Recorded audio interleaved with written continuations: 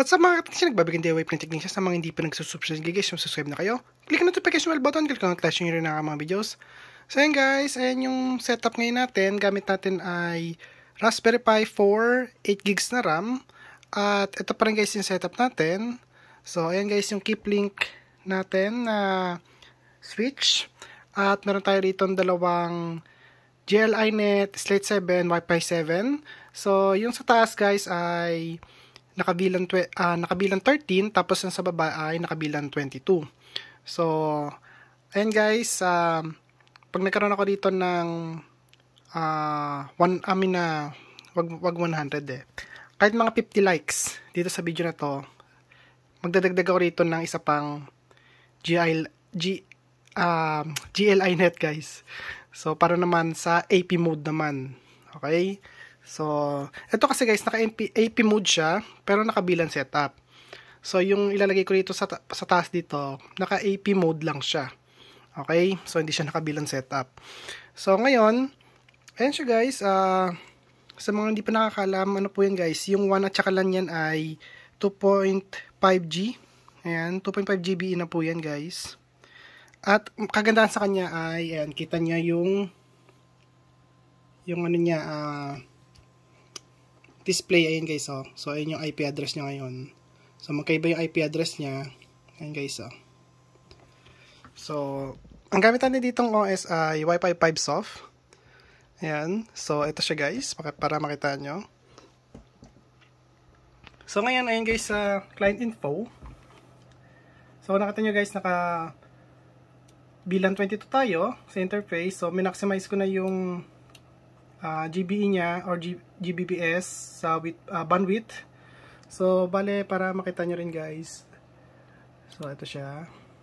Ayan guys. So, pakita ko sa inyo na naka Wi-Fi 7 na po yan.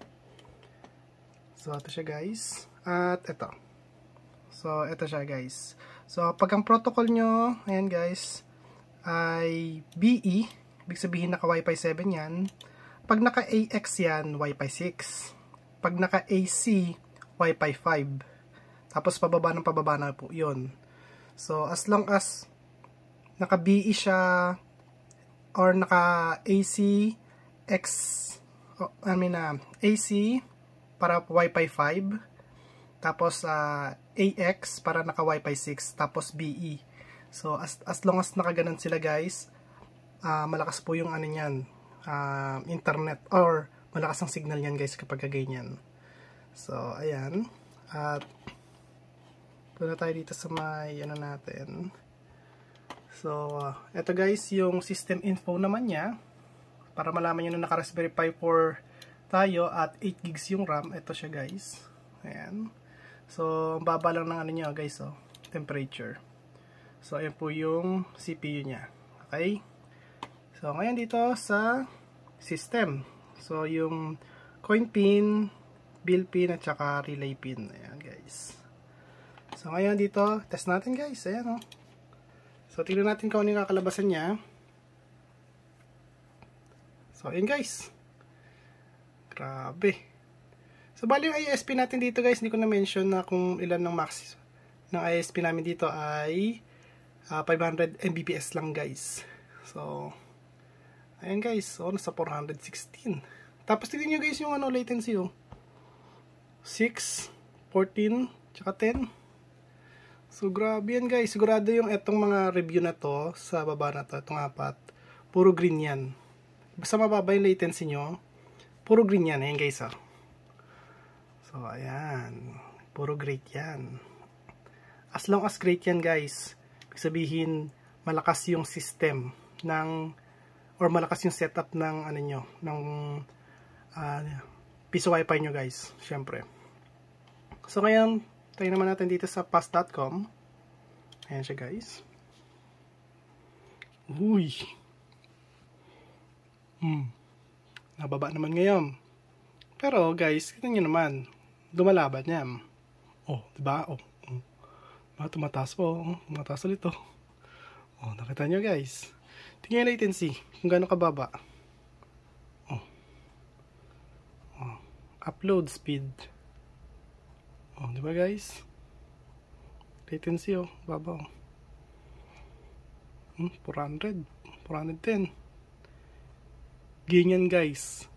Kapag ka maganda yung setup nyo, ganyan ang ilalabas ng speed niyan. Oh, di ba? So, ngayon guys, punta tayo dito. Palitan naman natin ng palitan natin dito sa ito guys. So, ito ay naka bilang 30 na po to. So, connect lang natin. Ayan guys, kung connect na yan. Ayan, connected. So, balik tayo dito guys para may maniwala kayo na ito talaga yan. So, refresh lang natin. So, ayan guys. Oh, bilang 13. Pero yung ID niya guys, hindi nagbabago. Ganun pa rin. Kaya, yung status natin dito, connected sa kung ilang month or ilang years ang pwedeng gamitin. So, ganyan pa rin siya guys. Oh. So, 2.5 Gbps pa rin yan. Tapos, yung system info natin para maniwala kayo guys. So, ayan. Oh. Raspberry Pi 4 po tayo talaga at 8 GB ang RAM. Tapos, dito yung system natin. Ayan guys. So, walang pinagbago. Okay? So, speed test ulit tayo. Diba guys? Nakabilang 13 yan. Ganun pa rin ang lalabas niya guys. Pakiisipin nyo mababa yan yung 200. Hindi guys. O diba? Hindi yan. Minsan mataas, minsan mababa talaga. Pero wag naman yung sobrang baba nito. Ibig sabihin, mataas na yung system nyo tapos yung ISP nyo naman mababa. Yun lang. Kailangan itapat nyo rin. Kung ang system nyo is mataas, kailangan yung ISP nyo, taasan nyo rin. So, ulitin natin guys. Boom! Oops. Bumaba konti ah.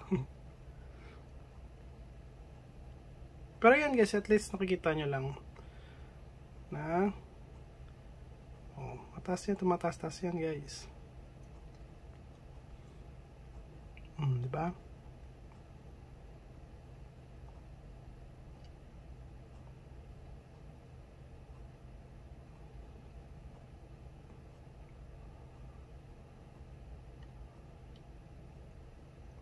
Diba?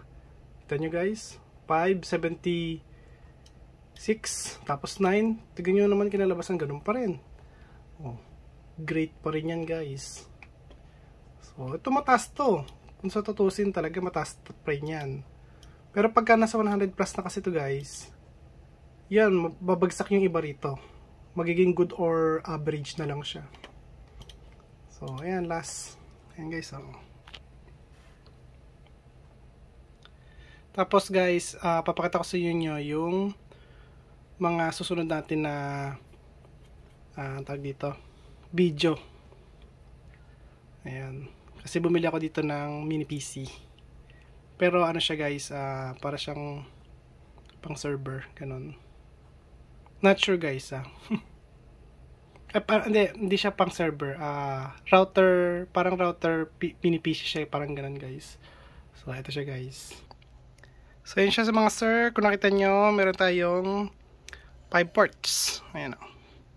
Para siyang mini PC na para siyang router, di ba? So, ito po ay Intel guys.